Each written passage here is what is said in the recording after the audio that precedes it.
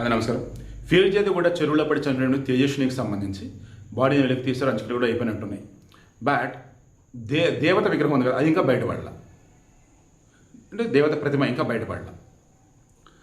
ఆ కేసు ఇంకా ఇన్వెస్టిగేషన్ చేస్తూనే ఉన్నారు. వాళ్ళ అమ్మ అరుణ మీడియా మీద అసలు నిప్పులు జిమ్ముతుంది. అసలు ఎవర్రా, అసలు మీరు ఎందుకు వస్తున్నారా, నా కూతురిగా న్యాయం చేస్తారా చెప్పండి, మీతో మాట్లాడుతుంది, లేదంటే వద్దు వెళ్ళిపోండి అంటూ. వాళ్ళు ఎంత క్రాస్ చెక్ చేసినా సరే తిడుతుంది ఆమె. అంటే మీడియా అంటే ఫ్రస్ట్రేషనా, లేక మీడియా అడిగే ప్రశ్న వల్ల ఎక్కడ దొరికిపోతున్న భయమా? ఎందుకు ఈ మాట అంటున్నారంటే చాలామంది ఆమెకు తెలిసే జరిగింది అండ్ ఆమెకు తెలుసు కూతురు ఇలా చేసిందని ఇలా రకరకాలుగా అంటున్నారు. పోలీసు ఇన్వెస్టిగేషన్ చేస్తున్నారు. చనిపోయినటువంటి వ్యక్తి తల్లి కాబట్టి ఈమెనేమి అనలేము. బట్ కొంచెం డౌట్ ఈమె దగ్గర ఉంది. ప్రభుత్వం విచారణ చేస్తే ఈమె మొత్తానికి తేజస్వితో నిజమేదో దాస్తుంది. ఇక సీసీటీవీ ఫుటేజ్ మొత్తం పరిశీలిస్తే ఆ అమ్మాయి నగ్నంగా వస్తున్నప్పుడు ఆ అమ్మాయి ఒకటి ఇంకో అతను పరిగెట్టాడో లేక అతను వెతుకుతూ ఈ అమ్మాయి పరిగెట్టిందో తెలియలేదు. ఈ అమ్మాయి పరిగెడటానికి గుడికి రావడానికి ముందు ఇంకో అతను వెళ్ళారు. ఇక ఈ అమ్మాయి గేట్ రాకపోయినప్పుడు గుడి వెనక్కి వెళ్ళిపోయింది. అతను కాసేపాకి వచ్చింది. ఇక అమ్మవారి చీర పట్టుకుని విగ్రహం తీసుకొని వెళ్ళిపోయింది. చెరువులో దూకింది. అక్కడ వాళ్ళు ఉంటున్న అపార్ట్మెంట్లో వచ్చేసి ఫ్లోర్లు మిగతా కింద ఫ్లోర్ ఉన్న వాళ్ళని తలుపులు కొట్టింది. వాళ్ళు భయపడి తలుపులు తీయలా. అండ్ ఆ అమ్మాయి ఉన్న ఫ్లోర్ ఆల్రెడీ అరుస్తూనే ఉంది. ఆవిడ వాళ్ళ అమ్మ రూమ్కి గడి పెడుతుంది. అంటే వాళ్ళ అమ్మ మేలుకొనే ఉంది. హెల్ప్ చేయాలి లేదంటే బయటికి రావాలి, రాలా. అంటే అసలు ఏం జరుగుతుంది?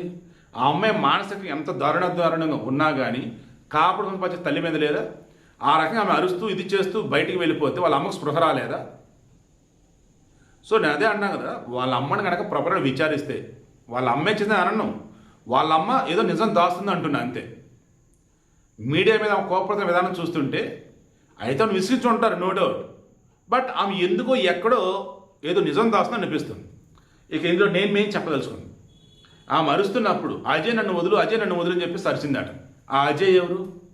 బెంగళూరులో ఈమెను హెరాస్ చేసినాడా లేక హైదరాబాద్లో ఆమె క్లోజ్గా ఉన్నాడా? వీళ్ళు మొదట హైదరాబాద్ వచ్చినప్పుడు 6 నెలల క్రితం 3 నెలల క్రితం హైదరాబాద్ వచ్చినప్పుడు ఈ కాప్రా సరౌండింగ్స్ ఏరియాలోనే హోమ్ స్టేనే అది అంటారు చూసారా, అక్కడ ఉన్నారు. ఇక ఆ తర్వాత ఫిర్జాది కూడా శివనగర్కి వెళ్ళిపోయినారు. రోజుకు 3,500 ఆట. ఇక ఆ తర్వాత మరలి మియాపూర్లో చూసుకొని వచ్చున్నారు. ఆ రోజే ఈరోజు ఆ రకం చనిపోవడం అంటే డబ్బులు తరిగిపోతూ ఉన్నాయి. బట్ ఈమె సైకలాజికల్ ఇబ్బంది పడిపోతూనే ఉంది. వాళ్ళ అమ్మ ఏదన్నా అనమాట అని ఉండాలి. ఆ ఫ్రస్ట్రేషన్లో ఇంకెందుకు ఈ లైఫ్ అని చెప్పేసి ఆ రకం వెళ్ళి ఉండాలి. ఎంత ఫ్రస్ట్రేషన్ వచ్చినా నగ్నంగా అయితే పోదు కదా. సో సైకలాజికల్ ఇష్యూసా, ఫైనాన్షియల్ ఇష్యూసా, ఎవరైనా బ్లాక్మెయిల్ చేశారా, క్షుద్ర పూజలా, లేదన్నప్పుడు మానసికంగా ఇదైపోయిందా, లేక ఎవరైనా లవ్ ఫెయిల్యూరా, లేక ఈమె దగ్గర ఉంటుండే ఏదైనా వీడియోలు వేరే వాళ్ళ దగ్గర ఉండే వాళ్ళు బ్లాక్మెయిల్ చేశారా, లేక వీళ్ళున్న అపార్ట్మెంట్లో ఎవరైనా వీళ్ళని కుట్ర చేశారా? అండ్ ఇందాక చెప్తున్న అజయ్ అనే క్యాండిడేట్ నిజంగా అతను ఎవరైనా ఉన్నారా, లేక ఏమో బ్రహ్మ హాలోజినేషనా? ఇవన్నీ కూడా బయటికి రావాలి. విచారణ ఆల్రెడీ చేస్తూనే ఉన్నారట. బట్ ఒకటి మాత్రం నిజం, ఈమె విషయంలో వాళ్ళ అమ్మ మీద నిజం దాస్తుంది. అండ్ ఈ అమ్మాయి అరుస్తున్నప్పుడు ఎవరు బయట లేదంటే భయంతో రాలేదని అంటున్నారు. వాళ్ళ అమ్మకి ఏమైంది? రావాలి కదా, వాళ్ళ అమ్మ ఎందుకు రాలా? సో మరలా చెప్తున్నాం, వాళ్ళ అమ్మ ఈమె చనిపోయే కారణం అనను. బట్ వాళ్ళ అమ్మకి ఏదో నిజం తెలుసు. ఆమె పోలీసులు నిజం చెప్పినా సరే సంతోషం.